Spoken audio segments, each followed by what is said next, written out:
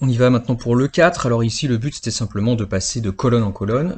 Je vous rappelle, attention, ne confondez pas. Ceci, c'est ce qu'on appelle une ligne. Vous avez qu'à penser à une ligne d'écriture. Et ceci est ce que l'on appelle une colonne dans un tableau. On a une corde qui est vendue donc au mètre, c'est-à-dire que le prix de la corde est proportionnel à la longueur. Plus vous en prenez, évidemment, plus c'est cher. Vous aurez remarqué que j'ai déjà intitulé les lignes, j'ai mis l'unité et j'ai rempli dans la première colonne une information, évidemment, sinon on pourrait rien faire.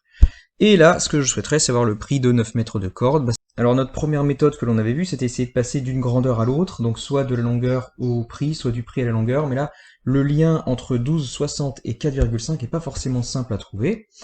Alors du coup, ce qu'on peut essayer de faire, c'est plutôt essayer de passer de colonne en colonne. Et là, regardez, je cherche le prix de 9 mètres alors que je savais le prix de 4 mètres et demi.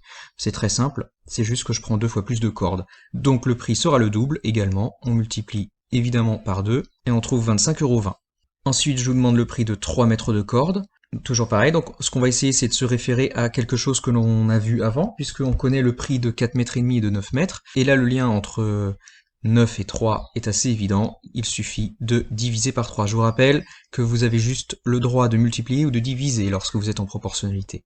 Le prix, vous le divisez également par 3. Ici, ça tombe juste et ça fait 8,40 €.